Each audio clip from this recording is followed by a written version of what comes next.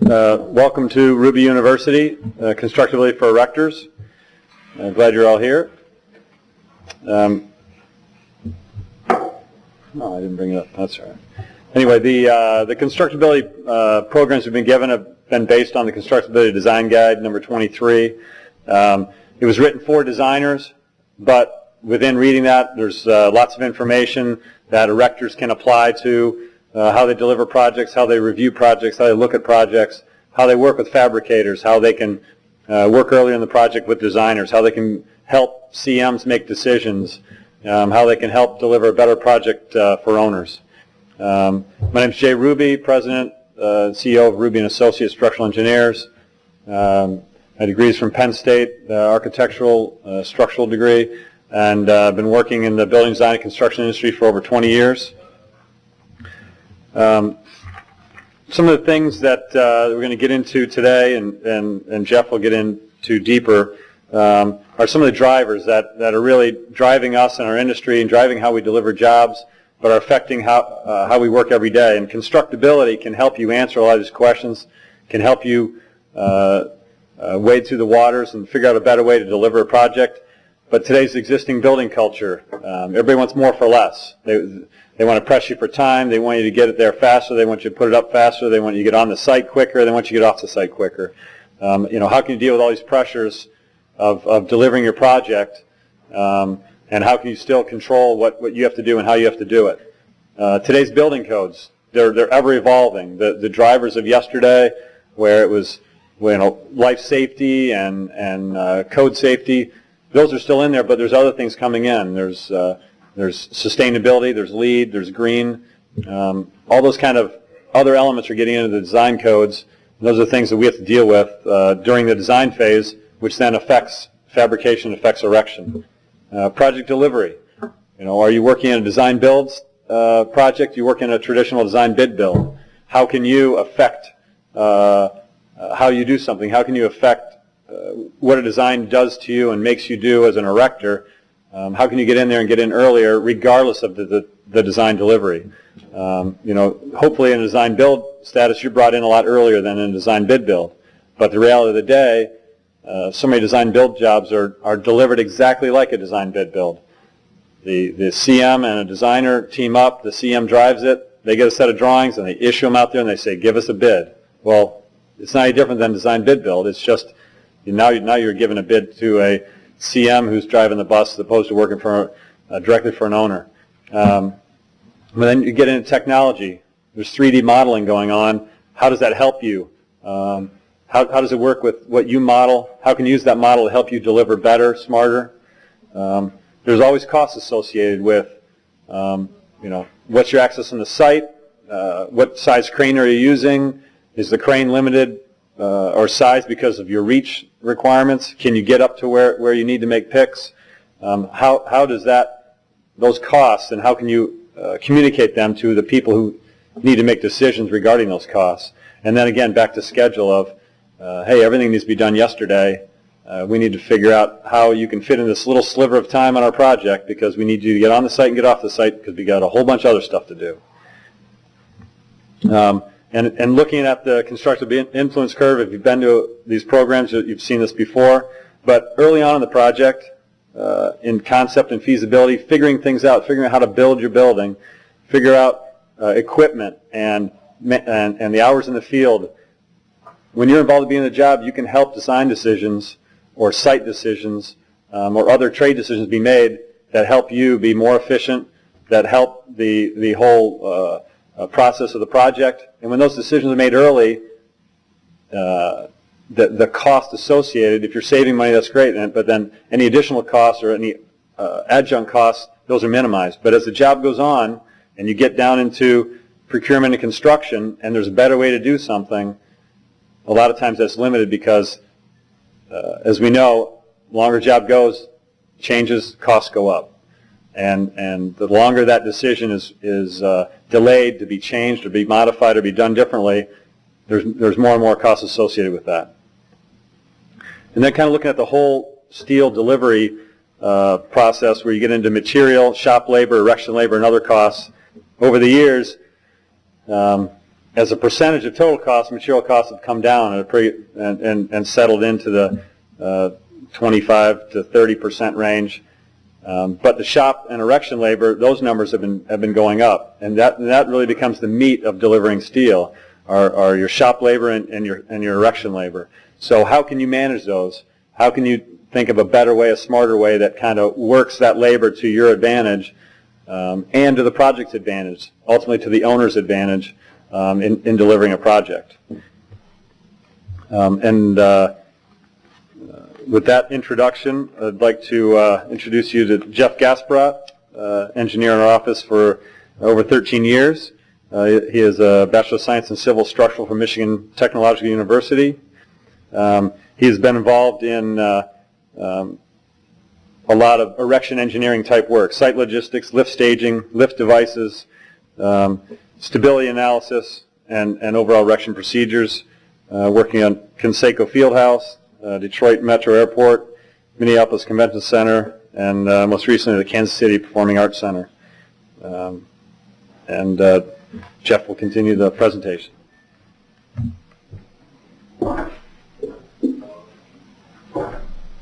Thanks, Jay. So our goals for today are going to be to discuss AISC Design Guide 23, the constructability for structural steel buildings, and specifically Chapter 6, the constructability and erecting steel. Now, when we put this design guide together, it is that, a design guide for the designers. But this specific chapter relates to you, the erector, and what we want to do is really identify cost and schedule factors that you can take with you early on in the project to either identify to the design team or possibly your CM or GC to start impacting the overall costs and the bottom end schedule. Lastly, I'll present some case studies that either use constructability to better the project, or there's another case that you'll see where constructability really would have come handy. So there's some, in the design bid build, there are some challenges that, that you as erectors meet every time you see a set of design documents. Not design documents, but bid documents.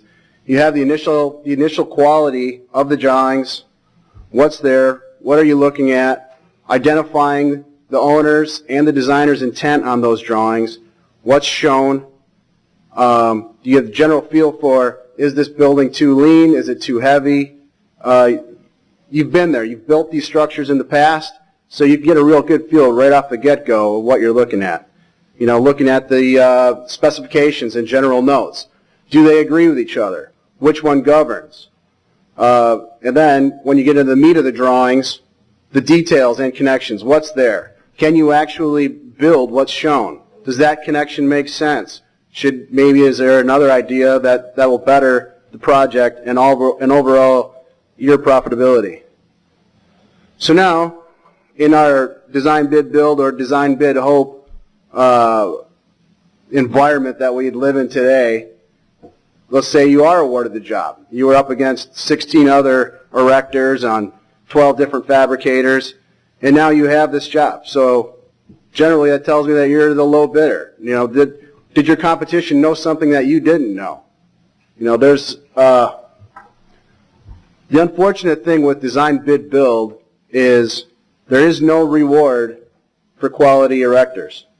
You put your number together, and you hope it's low enough to get the job, but then you hope there's still enough fat in there that you can actually make some money. So it's really counterintuitive and just a shame that that quality isn't recognized more.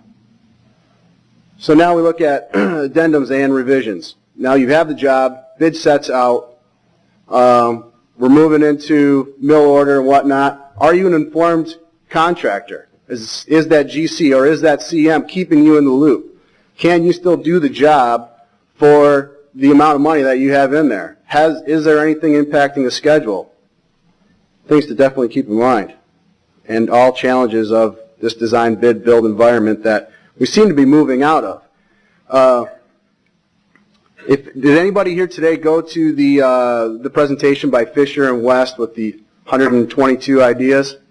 So what we're talking about here today, what they touched on was just this. It's constructability. It's it's generating those details. It's keeping those things in mind. And we're writing this now for the structural engineers to take into consideration what you have to offer into their design documents. But right now, there's two big words getting thrown around in the industry: collaboration and integration. So I look at it with my clients who are generally erectors. They're not part of this collaboration yet. They're not integrated. They're not at the table. This IPD, the design process where we start talking about BIM and where your involvement comes in, the erector is not sitting at the table with the designer. Therefore, his decisions, he's not part of the decision-making process. You guys aren't there, and that's where ultimately we want to be.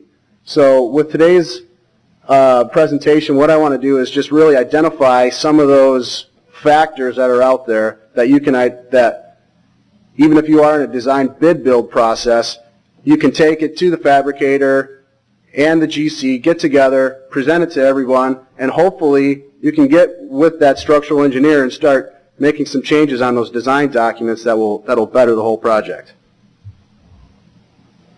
So again, this is from AISC. Design Guide 23 is available on AISC's website. It's if you're a member, it is a downloadable document, or if you'd like the paperback, we recommend having one of those handy.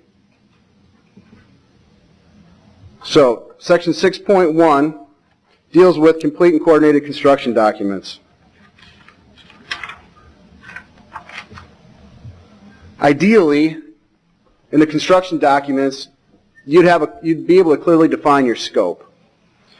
It would be coordinated with the architectural and with the mechanical. You wouldn't have to search around for between an architectural set of drawings and a mechanical set of drawings just to identify your scope. It should be there. If it has an S in front of it, it pertains to structure. That's where ideally that's where that information would be. But I'm sure every one of us in this room have looked around and scoured through the architectural set to find an offset dimension and understand why and where some of those details are coming in, because maybe it had to do with mechanical. Additionally, it would be ideal to have an accurately dimensioned set of drawings. There's no need for the scale. Leave it at home. If the drawings are put together correctly, you should be able to tell where each piece of steel that you need to erect is located. And then all of the steel within your scope would be on those documents. Whether it's not just talking columns and beams here, we're talking the studs, anchors, plates, anything that has to do with supporting the structure and keeping that backbone intact would be in that structural set of drawings. So if it's part of the lateral load resisting system, that might be studs due to diaphragm type floor. You wouldn't have to search around for that. It would be right in the structural set. So goals, constructability goals when looking at a set of design documents would be just identifying those issues. Looking at anchor rods, base plates. Is there a better way to do it? Are those anchors and those base plates conducive to erecting steel? Or are we looking at ugly base plates and bolt patterns that are just, we could spread it out and, let that 30-foot column possibly stand up on some shims at the corners of the base plate. And then in looking at the drawings again, the lateral load resisting system. Are there non-structural steel elements required to support the structure? Meaning, is there concrete, precast or a concrete core? And if so, where do they fit in the schedule? In this build schedule, if there's a concrete core, you need that to be in place before you can erect levels 2, 3, and 4 steel into it. So, and then those temporary bracing, where is it located? Or how big does it need to be? How long does it need to stay around? All of these things are things that, when looking at the drawings, you need to identify and keep those in mind. So then, lastly, when you do identify these issues, what are your options? Could you possibly suggest taking out this concrete core and substituting it with a braced frame? We did this in our office a couple of years ago, shaved off tons of schedule because we didn't have to wait around for concrete in Detroit to cure and a 2-foot thick 10-story building. We didn't have to wait for that to be constructed. So we worked with a general contractor who asked us, hey, what can we do here? And we said, well, if we substitute that concrete core with a braced frame, one, it increased that erector's scope. So I'm sure he was pretty happy with that. Two, knocked off tons of schedule. Now the GC's happy. And three, the owner got exactly what they wanted, which was an elevator core. He didn't really care whether it was concrete or steel. So, Design Guide 23, 6.2 Site Constraints. According to OSHA, each one of you as erectors should be provided a safe working environment and that's conducive to raising structural steel. According to the Code of Standard Practice, you should have access for delivery and movement of those materials being delivered from the fabricator, movement of your construction equipment, be it man lifts, cranes, sky tracks, etc., adequate space to lay down that delivered steel, and then adequate space for your erecting equipment. You know, how big is this crane? Is there room for boom swing? Is there room for tail swing? So again, with the issues then, in looking at that set of, maybe you're looking at the civil set of drawings at this point, you ask yourself these questions. All right, where do I lay this steel down? You know, what is my workspace available? What are the soil conditions? Will it support my Manitowoc 16,000 with 220 foot of boom and 180 foot of luffer? You know, now, if it doesn't, do I need crane? Do I need timbers?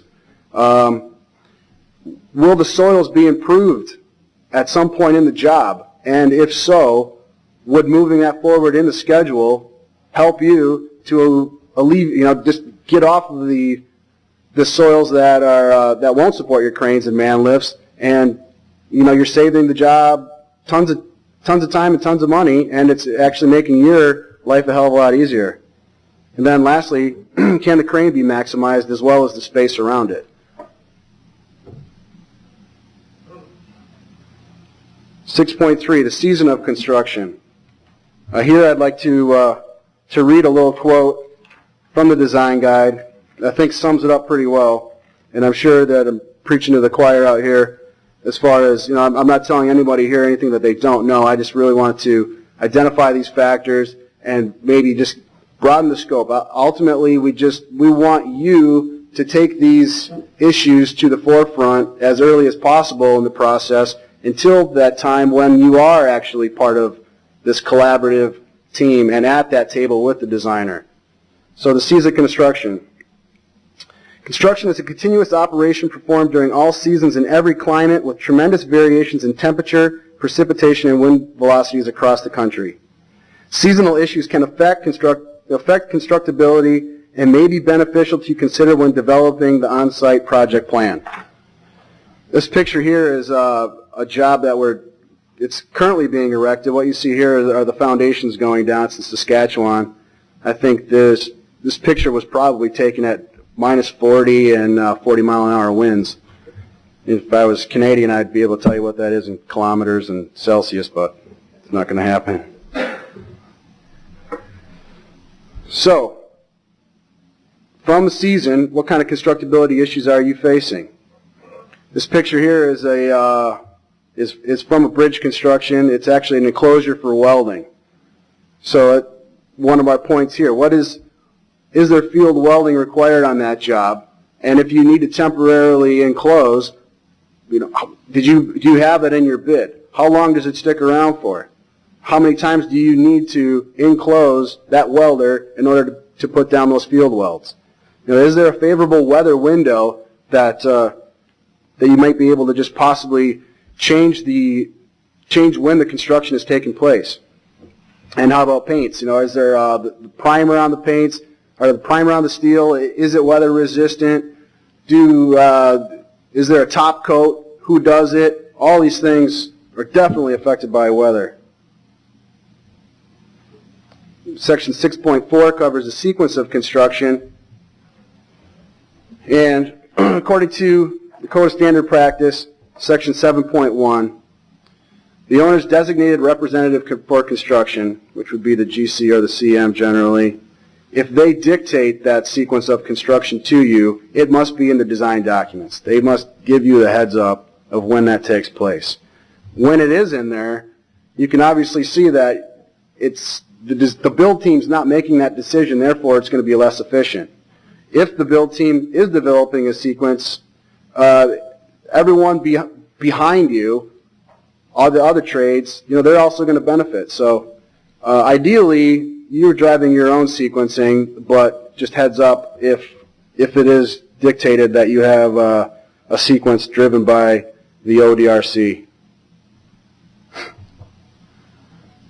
So what kind of goals can you bring to the table? Sitting down as soon as possible, once you're awarded this project, you know, let them know where do you want to start? What direction is it best for your crane to install the steel? You know, having a punctual SER on the project so that when shop drawings are coming out, there aren't pieces that are going to be interrupted in that sequence. There will be no comeback work. Ideally, that's your goal, right? You don't want to move that crane back from where you've already been. So, and just-in-time delivery. You know, once that truck hits the site, the quicker it gets up in the air, the less site we're taking up. That is indeed, you know, that's your goal. And then single pass erection, which I've already touched on. You know, keep your crane moving from west to east or from north to south. Section 6.5 handles construction schedule. I think this is pretty self-explanatory that, you know, planning is the key to any successful project. It's the key to anything successful you do in your life. You got to plan it out. Realistic timing drives the efficiency, and identifying that critical path, whether it be the GC's critical path or your critical path, meshing those is important. You know, if you're sharing, if in the schedule you need to share the tower crane with the concrete contractor, you know, where does that fit in? How much impact does that have on your schedule and your overall costs? So again, issues to identify once awarded the job. You know, has that GC or CM set the sequence? Are structural systems intermixed? You know, what are those materials and trades? When do they come on board? Where are they? Where do they fit in the schedule? And can your delays be identified? Additionally, where are the costs, right? We're all talking about costs here in schedule. Identify it, minimize it, and like lastly say here, the devil's in the details. So we've all seen the drawings. You know, flag them early, see if there's substitutes that can be made. OSHA requirements. I shouldn't have to repeat any of these. I'm sure we're all fairly familiar. 4 bolts. This picture here is I think this is actually a column that came down. That's not stored.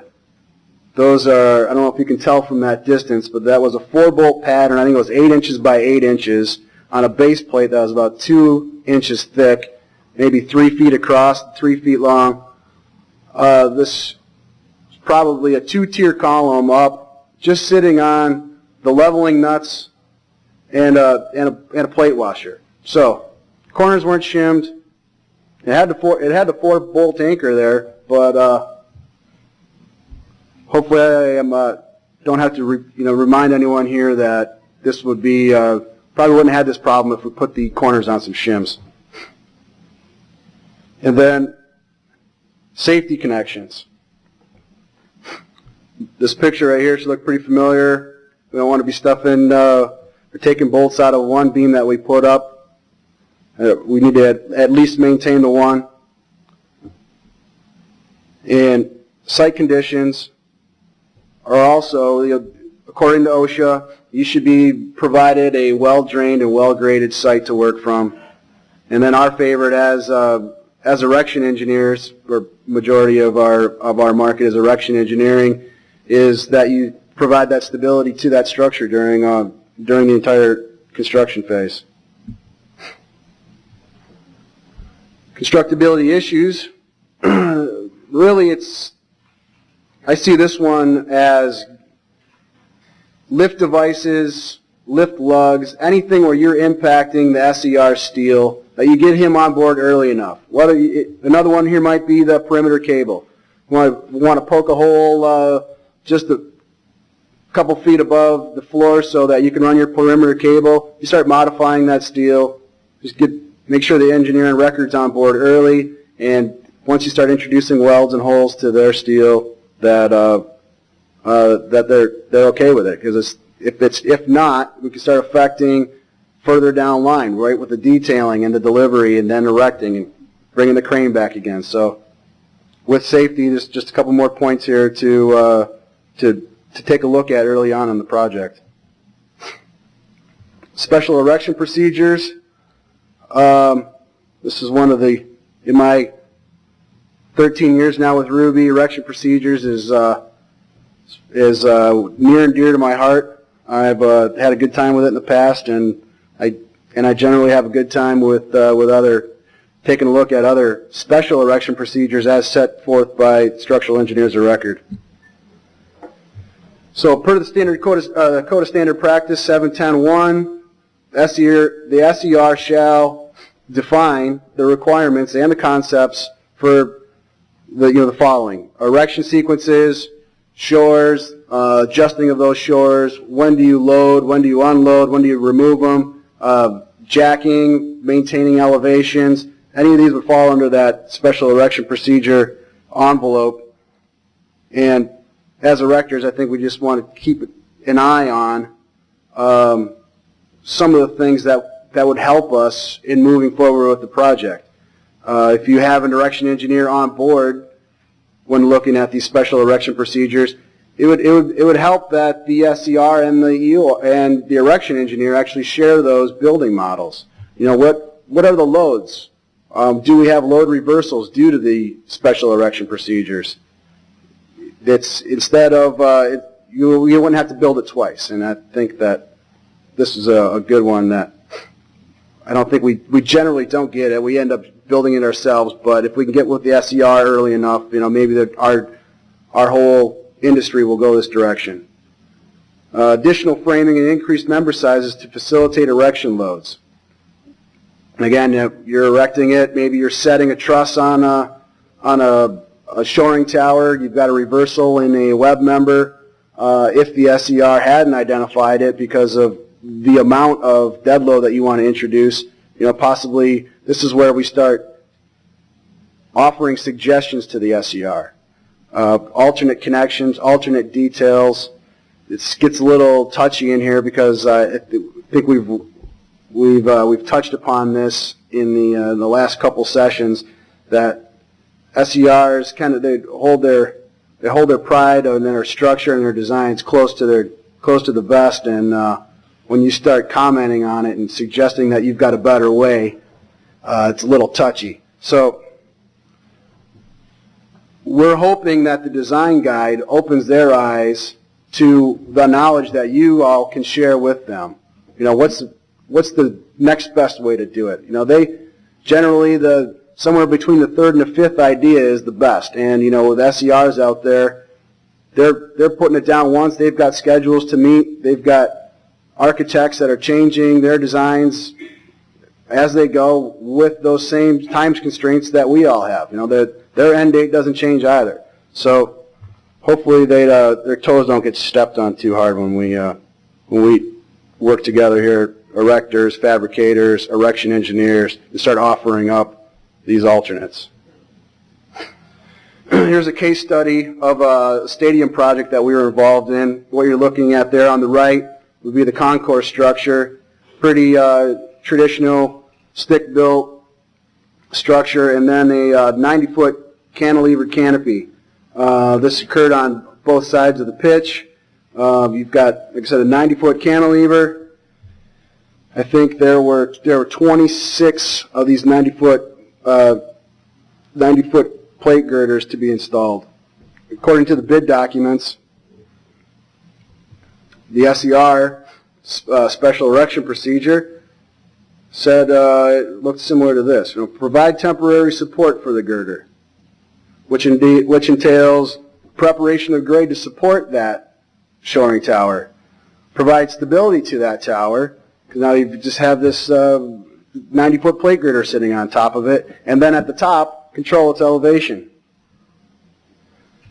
Next step would be to set that 90-foot plate girder atop the shoring tower, and then introduce all of the roof dead loads, which means you need to erect the two adjacent plate girders, fill in the roof structure, which in this case entailed the purlins, roof deck, and out there at the end of the shoring tower, a maintenance catwalk.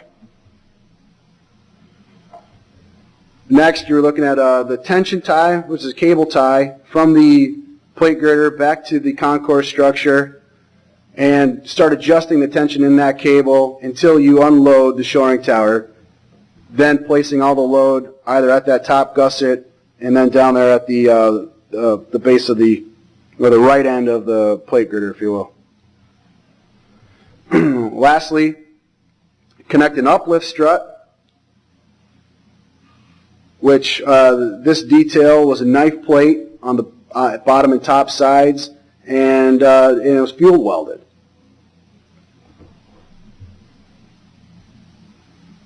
So our goals were to, we sat down with an erector. Fortunately here, we did make some changes. The SER was accepting of our alternate, and it worked out really well. So what we did, our goals were to get rid of the shoring towers, make all of those pieces, the girder, the tension tie, and that uplift strut in one pick. And in doing so, we knew that we were going to have a simpler and safer process, and a lot quicker. So what we did is at that bottom, what you see there in those two views is the uplift strut. We changed the bottom connection from a knife plate with welded on each side to a 3-inch diameter pin, so it had full rotation. At the top side, represented with those 3 little dots, which I'm sure those of you in the back are having a hard time seeing, that was actually a 3-inch slot. And what this ended up looking like, so here's underhook. Hit a single lift. We drape the tension tie on the girder, and then showing it here kind of shadowed, and then again in place, the uplift strut. So we were able to get it out of the way of the girder, or out of the way of the gusset plate, and when we initially installed it, and then once we made those bottom connections to the plate girder, just slid it up in place as it pivoted about the bottom pin, and on the rigging we had a chain fall. So on the analysis side of this, all we did was really identify the center of gravity, figure out our pick points, and then look back at this at the concourse structure to verify that the connections at the end of the plate girder were able to take the temporary construction loads. And then, I'll show you here the next slide, the slots up at the top end. Let me go back here. So the slots, there are 3-inch slots at the top end. Once we release the load from the crane, the uplift strut really just bottomed out in those slots. That carried the load. So moving forward. Well, we really just needed to control. His question was, do we have the camber figured in? So what we did was we looked, once that plate girder was supported by only the uplift strut, you can imagine we had some moment reversals there.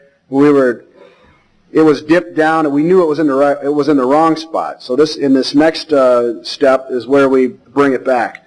So we made the top tension tie and started tensioning on it, letting that uplift strut slide in those slots. So just It absolutely just freed up that bottom connection and adjusted it with the tension tie till we met our elevation.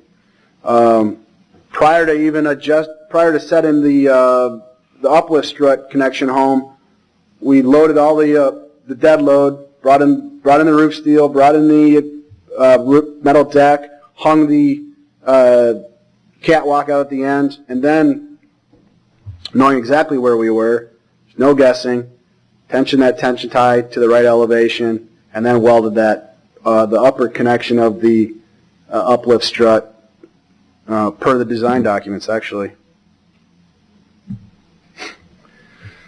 Design Guide 23, Section 6.8 deals with temperature adjustments. Getting temperature adjustment myself, being from Detroit and noticing the humidity outside today. Temperature adjustments for steel. So, steel generally has no, when it's designed, there's no input for temperature, right? It's work point to work point. That's how long that piece is. So when it leaves the mill and when that piece is cut, I'm sure I'm telling you guys something you all know already. You're fabbing it at 60, 70 degrees, then you bring it out into the field, and now you're back there in Saskatchewan and it's 40 degrees to below zero. Well, you have the phenomena there of expansion and contraction going on, right? It gets too cold, steel shrinks, too warm, expands, and just something to coordinate when you're erecting. I just wanted to give, this is a little rule of thumb here. Well, not a rule of thumb, I guess this is science, but 100-foot truss. For every 15 degrees that it changes from when it was fabricated, you're changing that shape 1/8 of an inch. So, like I said, if we go from 65-degree fab shop to somewhere in the desert, 120 degrees, this truss has been sitting in the sun all day long, and you're setting it sometime after lunch, what's the allowance in those connections? Just something to be aware of. The other phenomena that goes on is sun cambering, so on cantilevers and columns. As that sun comes up and it hits one side of the steel, that side of the steel is going to expand. The other side of the steel is still relatively cool. The natural reaction to that is for the structure to move away from the sun. But if you're setting this steel to some elevation, just keep that in your back pocket in your tool bag. All right, is it the steel? Is it the connection, or could it just possibly be what's happening outside environmentally? And Section 6.9 is special tolerances. Really, this is for the engineers out there, that we should be designing with ASTM A6 in mind. That's the game that we're playing. There's sweep, there's camber, flanges are able to roll one way or another, and that's the shape that's coming out into the field. And sometimes these special tolerances make it real difficult to meet. And as erectors, I think that if you see these special tolerances, I think you just let them know. Where are we? Where would you could tell them where you anticipate the shape to be. You have the code of standard practice in your back pocket. That's how you're erecting. And then you have these special tolerances that they need to define where it's going to go. I think Dave's been involved with many litigations where this tolerance has been the real hot button, and sitting down early, getting everyone's input and getting everyone's expectations of where that steel actually needs to be, whether it be to fit facade or glass and etc. Iron that out early on in the project. And lastly, I say is there a more economical approach? Meaning, not only identifying what kind of tolerances you would anticipate as erectors to see for that shape, but is there, by changing possibly the connection, is that a better way to do it? Can you more reasonably identify what elevation or camber that you would meet and hit. And then the last one, erection stability. Questions to ask yourselves: is the lateral load resisting system defined? Per the Code of Standard Practice, it should be defined. Can you see it on the drawings? And then as you have your sequence and you know the direction that you want to take your crane, where's the permanent bracing in the structure? Does it naturally brace your structure temporarily? Will the temporary bracing be required? If so, again, how big, how long, does it need to stick around? And are there non-structural steel elements part of the bracing system? We touched upon this earlier. If there are, do you need to brace those particular elements? Or does it make more sense, based on schedule, based on cost, to start offering up your knowledge as erectors to possibly submit that whole alternate? I think everyone in this room wouldn't mind taking a little bit away from the concrete guy's scope and adding a little bit to your own. And lastly, are the pieces that are about to be set stable on their own? So this one primarily, I think we could all in this room could agree that setting a 120-foot truss, we don't want it to taco on itself. So let's keep it in mind. Per the Code of Standard Practice, SCR must identify erection conditions required by design. The GCs and CMs need to indicate to the erector non-structural elements in the lateral load resisting system. Again, those are these precast walls, concrete cores, etc. Section 710.3 outlines the erector's responsibilities, which generally matches up there with the last one by OSHA, that structural stability shall be maintained at all times during the steel erection. So going back to handling that 120-foot truss, our rule of thumb that we've been living by in our office, that I'm not sure when Dave gained knowledge of this rule of thumb here, but it's the span of your plate girder or truss divided by the width of that section, be it the flange or the total width of the top cord. If that shape, or if that L over B is anything less than 80, using the same units, generally you're all right to set that piece. Let it go, and you wouldn't have to tie it in with a sway frame or another beam, or potentially, depending on where you're at, if it's the first one, you might be looking at tying that down with guy wires to deadmen. So that's a good rule of thumb. Picking trusses. This one for the top cords, when we're initially tripping them up, weak axis, right? So we've got a 2-point bridle on a truss. We pick it up from flat. It's been delivered that way. The erector or the fabricator handled it, put it on the truck, brought it to you on its side, and now you're going to trip it up. Okay, is that top cord all right? You're looking at the weak axis now of these double angles, or maybe it's a T. It's definitely something to keep in mind. Additionally, once you do have it in the air, where did you pick your pick points, or lift lugs, or maybe where you choked the truss?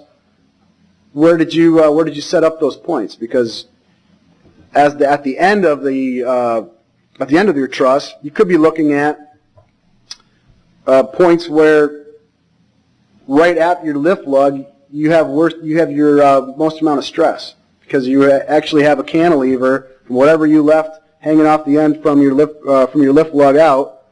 It's one more thing to definitely keep in mind. Bottom cords and compression. I think this one would be on the opposite side of the top cord. When you start narrowing up those 2-point bridles too tight, now you've reversed the design of that truss, and now you're putting that top cord in tension and that bottom cord in compression. This goes for the web members as well. You start reversing all of those stresses internally. Once you get over this L over B of 80, it's critical to really look at it. hopefully none of you out there have had any problems with it. And but if so, maybe have someone on board in your office or get with an erection engineer. Just simple modeling. Maybe the SER would share it with you, but check that out. This is a case study of a job. It's an industrial facility. I don't know if you can tell from a distance, but we got on board with this project when this picture was taken. We've got about 3 bays of steel up, and that top cord is about 3 feet out of plumb. So we looked at what's our challenges. We need to, obviously, setting the trusses themselves was a challenge. The stability of this roof system, clearly by the picture here, was a challenge. And identifying those temporary load paths while we were exposed to weather and prior to the roof being intact, we had to address all of those. So what we did was we looked at the design. Just looking at the drawings, it looked real lean. I'm not sure you can tell from that distance, but all you see there is a 120-foot truss, had an L over B ratio of 180. Now, L over B of 80 is where we want to be at. So L over B of 180 tells us right off the get-go that we need to start, prior to cutting the crane loose, we need to tie back and change that unbraced length of that top cord to something different. Whether that's introducing a joist at mid-span, or maybe 2 or maybe 3. In this case, I'll show you here in the next slide, we definitely had to cut down that unbraced length.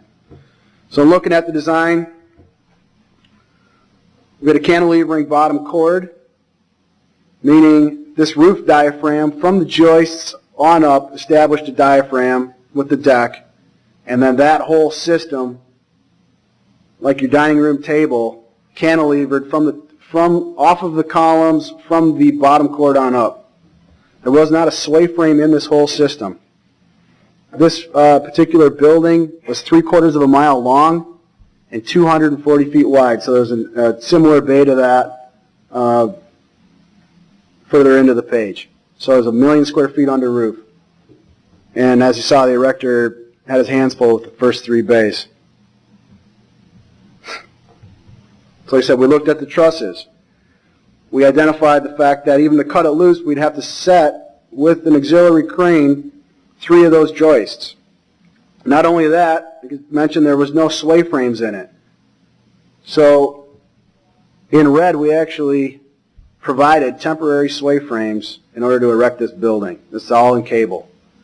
The bottom cord strut was in place, but as you see, no matter how many of those joists no matter how many joists we set, that bottom cord was free to go wherever it wanted. Well, we had the luxury of those first 3 bays being in place, kind of, and we actually went in there and brought it back to plumb with those temporary sway frames, so cabled it in.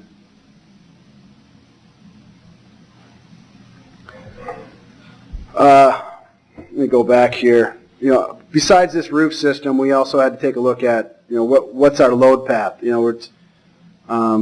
We could be designing temporarily. You guys could be erecting, leaving the steel overnight in perceivable winds of 40, 50 miles an hour. What happens to that roof system? Or what happens to this whole structure once it sees those kind of winds? So, going back to this particular picture, we took a look at the permanent bracing, the vertical bracing, and identified it that, thank you, we identified the fact that it actually couldn't take the temporary loads that, while erecting the structure, it would see. So we ended up bracing something similar right here. So we had every 3 bays, this particular structure, we had the sway frames, the temporary sway frames, a cable, horizontal bracing system up at the top cord, and then cable bracing to help out the permanent lateral bracing, again, every 3 bays for 3/4 of a mile. So what I really wanted to point out here is that when the erector saw this set of drawings, if he could have got on board with the design team to ask them, hey, I understand that once this building is complete, this static structure with a roof on top, it works, but it sure as hell doesn't work until that deck's in place. So you kind of tie in my hands here. From a constructability standpoint, you might have offered up the suggestion, hey, can we get a couple sway frames, maybe knock out a few of these joists and introduce a few sway frames for us to lean on? Or could we take this braced frame here and extend it all the way to the top chord, because it's only to the bottom? That might have given us a little bit more juice to take out these vertical cable braces, potentially increase the size of this vertical bracing system to allow us to put up more bays, hopefully getting ourselves to the next braced bay and not needing any additional vertical bracing. And this is a perfect case of the least weight structure is definitely not the least cost.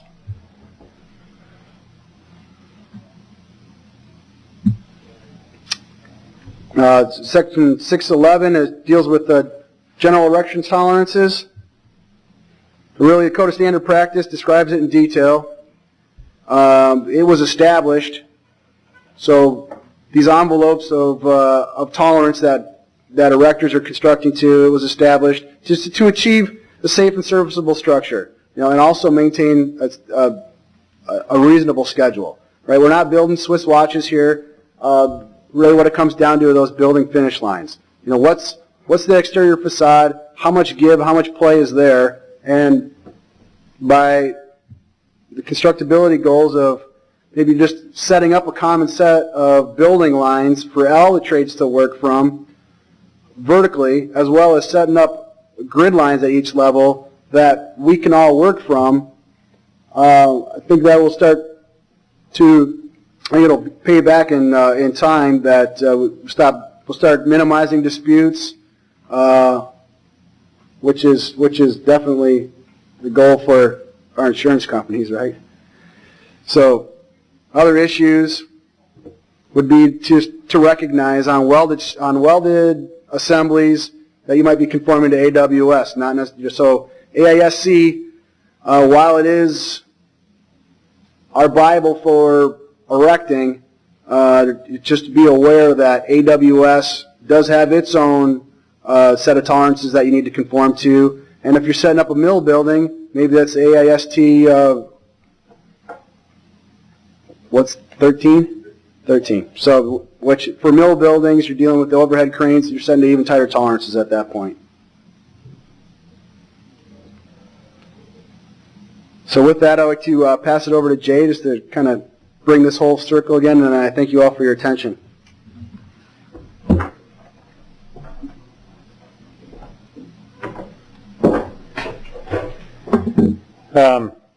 Just in wrapping it up, you as erectors, you have a lot of knowledge. You have a lot of information. You know most about how you do your work and what you need to execute your work. So the more you can move up the food chain to let people know who are making decisions about how they want you to do your work on their site, the more you can impact, actually how you end up doing it. Getting into your site constraints, getting into the season of when you're doing the work, sequencing schedules, OSHA requirements. Just looking at a project that just walking back to a job that we delivered in Constructability. And from the get-go, we were sitting at the table with the owner and the CM and the steel people and the mechanical and the electrical, pretty much everybody, the concrete contractor. It was a hospital that we delivered, and the owner had delivered one 2 years prior. Same exact design schedule, 10 weeks, but big difference in when the job was done. It went from a 52-week contract 2 years prior to a 35-week. And that was all driven by having the people who are going to do the work at the table, having them talk to us as designers, having them make suggestions, having the concrete and the steel guy there together, having the crane users together, having the people who execute the facade of the building there. Hey, the crane's down at this time. The mechanical guy said, hey, can I get my equipment up on the roof when you have some down crane time? All that working together, compressing schedule, making everything more efficient, making your job easier. Really what we're saying here, get to the people who are making the decisions, try to move up that food chain so that you can help your own bottom line. And with that, I neglected to give you guys the code at the beginning of the presentation. If everybody's ready, it is XL34W. And if you know anybody who was here earlier and had to step out, please pass that code along. Thank you for your time this afternoon.